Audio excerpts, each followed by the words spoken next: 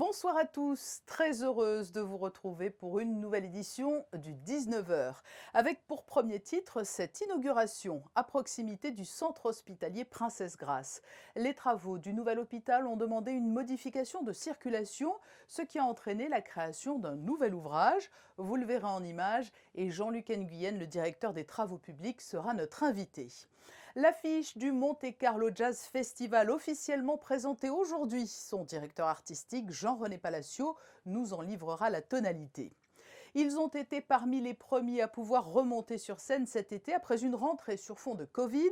Les ballets de Monte-Carlo préparent leur prochain spectacle à Monaco et hors les frontières pour les 3 mois à venir. Jean-Christophe Maillot, avec la verve qu'on lui connaît, viendra nous en parler. Et tout de suite, pour débuter ce journal, ce point info, Fabien Bonilla, avec notamment des mesures économiques destinées à soutenir les entreprises. Bonsoir Patricia, bonsoir à tous. Dans le cadre du plan de relance économique, le gouvernement a décidé de reconduire la mesure d'exonération partielle des charges patronales. Le PCP a désormais sont inclus de nouveaux secteurs d'activité durablement impactés et le plafond du chiffre d'affaires est élevé à 5 millions d'euros réalisé en 2019 au lieu d'1 million précédemment. Ce dispositif vise à permettre aux entreprises fortement impactées par la crise du Covid-19 de bénéficier d'une exonération partielle de la part patronale des cotisations, CAR et CCSS, pour une période donnée. La mesure est valable pour les mois de septembre et octobre. Pour toutes les informations et les modalités, il est possible de se rendre sur le site du gouvernement dans la partie Espace Entreprise où tout y est expliqué. Et pour les particuliers, l'État propose des subventions pour les rénovations privées. Oui, ce sera une prime de travaux de rénovation pour relancer l'économie monégasque. Cette allocation est destinée à inciter les particuliers à réaliser des travaux dans leur résidence en faisant appel aux professionnels du bâtiment de la principauté. Cette prime de rénovation peut être sollicitée par les locataires ou les propriétaires âgés de plus de 65 ans qui souhaitent réaliser des travaux dans leur logement en principauté en faisant appel à des entreprises de Monaco sur la base d'une simple demande. Son montant est de 20% du total TTC des travaux plafonnés à 2 000 euros. La prime sera directement réglée par l'État à l'entreprise sur présentation de la facture. Pour demander cette prime, il faut se rapprocher de la direction de l'action et de l'aide sociale. Avec l'arrivée des fraîcheurs automnales, il est recommandé de se faire vacciner contre la grippe et notamment pour une meilleure prise en charge aussi de la Covid-19. Et oui, alors vous faites comme vous voulez, ce n'est pas obligatoire. Mais dans le contexte de la Covid-19, le gouvernement recommande à la population de se faire vacciner contre la grippe. L'objectif est de limiter au maximum la propagation du virus de la grippe saisonnière, alors que le virus de la Covid-19 circule encore activement. La grippe et la Covid, même si elles sont causées par des virus très différents, provoquent des symptômes identiques. Le diagnostic est plus complexe si vous n'êtes pas vacciné.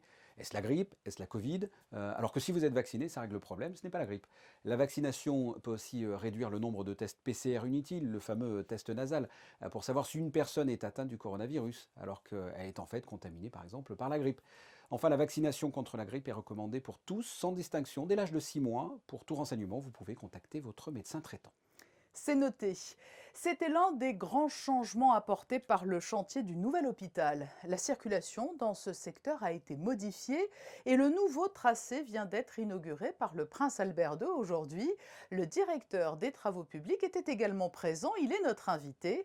Jean-Luc Nguyen, bonsoir. Bonsoir. Avant de détailler ce changement important, je vous propose que nous découvrions tout de suite ensemble ce reportage de Fabien Bonilla, tourné en situation sur le nouveau tracé. Pour être clair et le plus simple possible, cette nouvelle route d'un tronçon de 200 mètres environ démarre de l'entrée du CHPG à la sortie du tunnel, ou pour situer encore mieux au niveau de l'immeuble du Caroubier, un petit virage à droite, une ligne droite et un autre virage à droite, et vous arriverez au niveau de l'immeuble Tamaris, à une centaine de mètres du parking de l'hôpital, pour la suite de votre trajet. Ce chantier a commencé en 2015. Il a nécessité quelques années de fondation pour pouvoir commencer à avoir un visuel d'avancée du chantier. Ça a nécessité beaucoup de travail de fondation principalement. 1,50 m sous l'enrobé, il y a tout un circuit de réseau que nous avons dévoyé en provisoire. Il y a eu beaucoup de phases, c'était assez complexe. Et il y a tous les réseaux, Monaco Télécom, SMEG et ainsi de suite, qui passent sous l'avenue. Donc ce n'est pas une simple route, c'est aussi tous les réseaux du nouveau CHPG qui sont neufs et en fonction. Cette route est un changement pour les automobilistes, mais c'est un changement également pour les piétons. Le flux piéton était dévoyé sur le parvis du CHPG et ensuite les piétons utilisaient un ascenseur provisoire. Et aujourd'hui, grâce à ce basculement, les piétons peuvent réutiliser l'avenue Pasteur-Haut définitive On a tout le trottoir neuf qui est utilisable. On a mis en place une signalétique pour guider les gens parce qu'ils ont leurs habitudes. Donc on a voulu les guider de haut en bas. Ce nouveau tracé à double sens est définitif et rentre dans le cadre du chantier du nouvel hôpital. Ce changement permet ainsi d'attaquer la suite du chantier côté montagne, en lieu et place de l'ancienne route. Jean-Luc Nguyen, c'est effectivement un changement historique puisque c'est en quelque sorte une nouvelle route qui a vu le jour en plein cœur de Monaco. Oui, c'est une étape assez marquante du chantier puisque à partir d'aujourd'hui, la circulation des piétons et des véhicules se fait dans l'ouvrage d'art. Ça libère complètement l'ancienne avenue Pasteur haut qui passe devant l'hôpital. Ça nous permet de poursuivre les travaux de l'hôpital puisque entre l'ouvrage d'art et l'actuel parvis de l'hôpital, nous allons construire le futur parking ainsi que les 2 premières ailes du nouvel hôpital. Oui, c'est ce que Fabien Bonilla nous expliquait, hein. La déviation de circulation permet de lancer une nouvelle phase de travaux.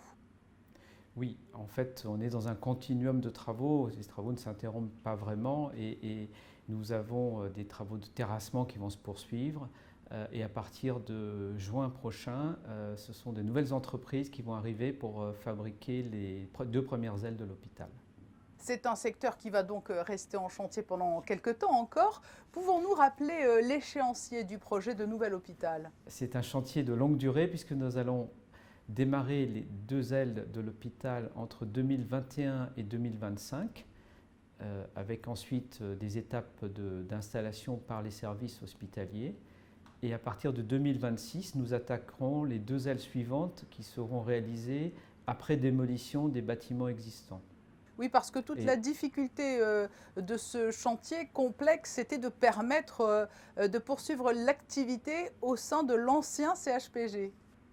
Oui, exactement. Ce projet se construit juste à côté de l'actuel hôpital et nécessite de réaliser des opérations tiroirs.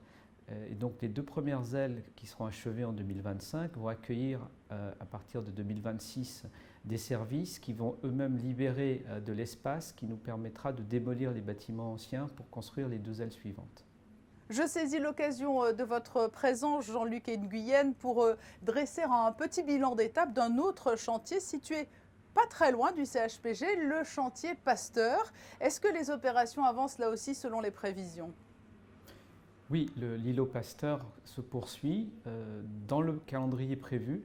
Alors, nous sommes en train de démarrer les travaux de la dalle de couverture qui va servir à la fois à protéger les travaux de terrassement et sur cette dalle vont venir se construire les superstructures. Donc ces travaux de la dalle vont s'échelonner jusqu'à l'automne 2021. Et en parallèle, on démarrera les travaux de terrassement en dessous. Et à partir de 2021-2022, on va construire les superstructures au-dessus. Jean-Luc Nguyen, merci d'avoir répondu à nos questions. Merci à vous. L'autre grand titre du jour, c'est la confirmation du maintien du Monte Carlo Jazz Festival. Pour sa 15e édition, il se déroulera du 16 au 27 novembre. Nous écoutons son directeur artistique, Jean-René Palacio. C'est un festival de combat qui se situe dans une période difficile et on a voulu absolument montrer que la société de Belle-Mer, que la principauté continue à vivre, même dans d'autres conditions. Et puis le jazz est vivant, bien évidemment. On commencera à la Salle des Étoiles avec un concert de Thomas Dutronc. Ensuite, une séance de cinéma, puisqu'on va présenter un film autour de Chet Baker à la Salle de Garnier, toujours dans Garnier, où nous accueillerons un spectacle qui sera ouvert par une jeune chanteuse guitariste américaine qui s'appelle Hayley Tuck, qui revisite le jazz des années 20. C'est l'esprit de Louis Brooks, de la prohibition, des speakeasy. Ensuite, ce n'était pas prévu au départ, mais notre très cher ami Ibrahim Malouf a bien voulu nous donner un spectacle un peu particulier qui tourne sur les scènes nationales françaises.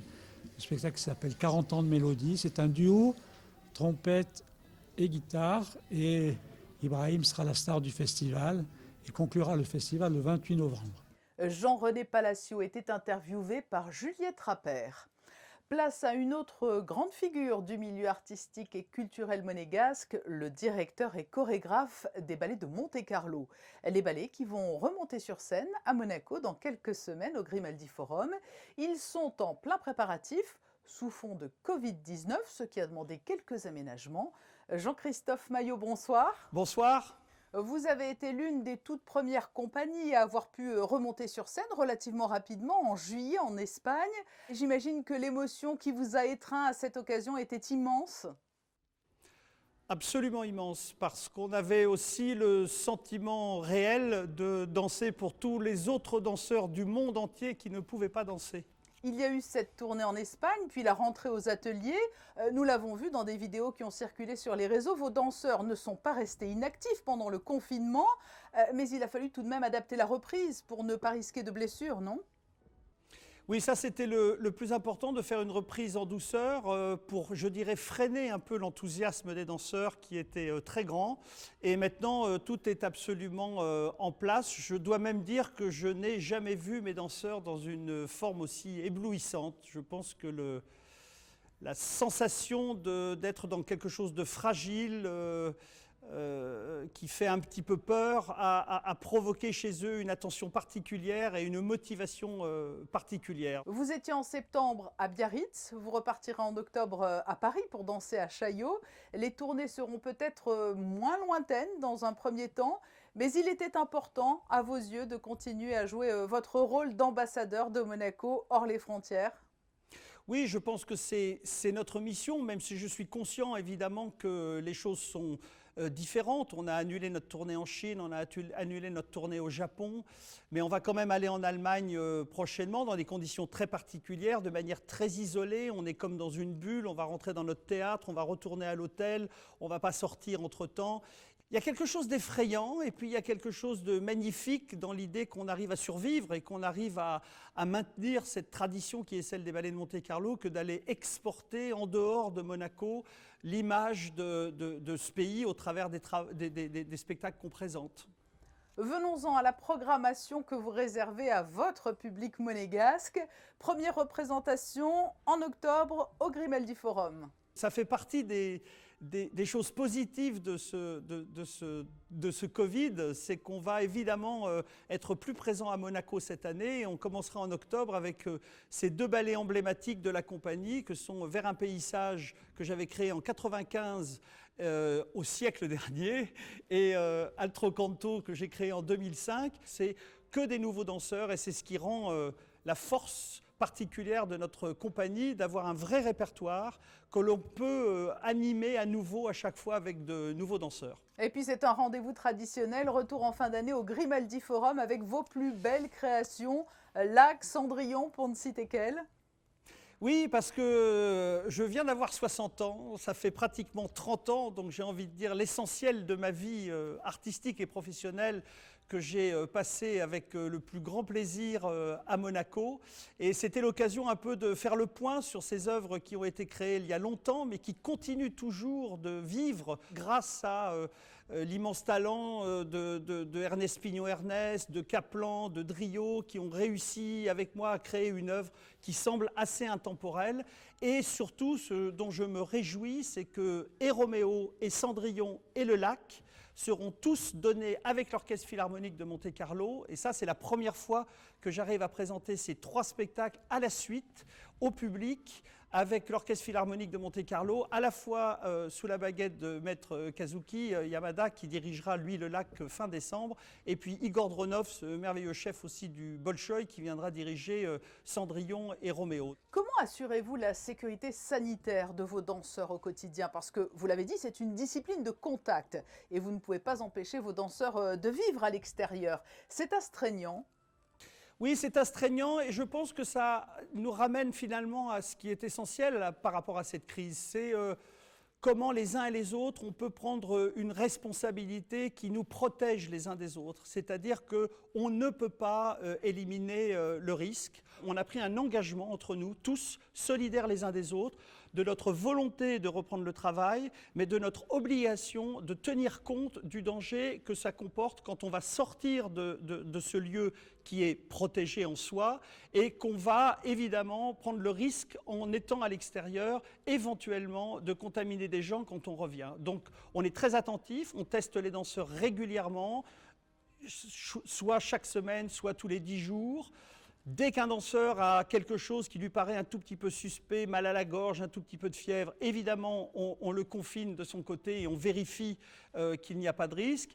Et on croise les doigts, depuis 3 mois, on arrive à traverser cette période tout en continuant à travailler, en continuant à vivre. Et je crois pouvoir dire que c'est sans aucun doute un extrêmement grand privilège, parce que je pense que très peu de gens, même en dehors de nos métiers, peuvent avoir la chance de vivre ce qu'on vit, nous, de manière à peu près normale, j'ai envie de dire. Ultime question, quels enseignements tirez-vous de cette crise inédite qui a bouleversé toutes nos habitudes? Est-ce que cela a été aussi propice à la création? En soi, oui, parce que la création est probablement toujours symboliquement quelque chose de fragile. Il faut qu'on se rappelle tout le temps à quel point les choses sont fragiles, à quel point il faut jouir de la vie au quotidien, sentir que chaque instant est quelque chose de privilégié et que rien n'est acquis. Et au niveau création, je pense que ça nous a fait prendre conscience aussi que tout peut s'arrêter du jour au lendemain. C'est quand on ne peut plus danser qu'on s'aperçoit à quel point on aime danser, et c'est quand on ne peut plus rencontrer le public qu'on s'aperçoit à quel point il nous manque. Jean-Christophe Maillot, merci d'avoir répondu à notre invitation. C'est toujours un grand plaisir de vous écouter et de découvrir les créations des ballets. Merci à vous. Rendez-vous est pris donc avec les ballets à Monaco du 15 au 17 octobre et en décembre pour plus d'une dizaine de dates. Il est de retour, Fabien Bonilla, de la danse à la musique, il n'y a qu'un pas, et il est question d'une exposition de guitares exceptionnelles dont nous vous avons déjà parlé sur Monaco Info. Eh oui, elles sont magnifiques, les guitares Vendré, créées dans les années 50-60 par un luthier designer italien. C'est la collection privée de Maurice Suissa, agent, producteur et manager d'artistes comme David Hallyday par exemple.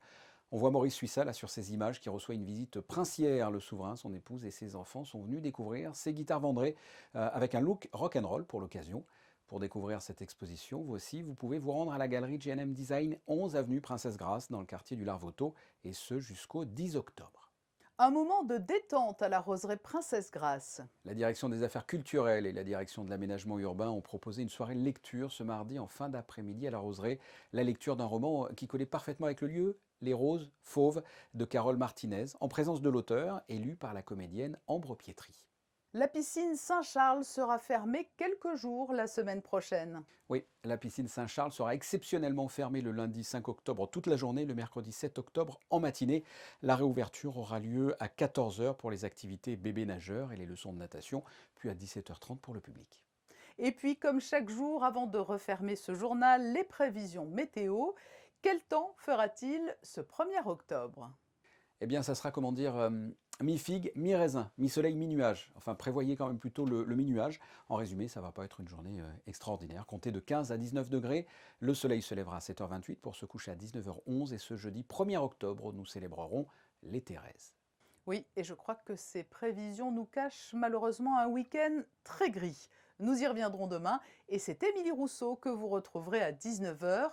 Nous nous quittons avec les photos du jour prises par Manuel Vitali lors de l'inauguration du nouveau tronçon de circulation qui passera sous le nouveau CHPG. Je vous souhaite à tous une très belle et douce soirée.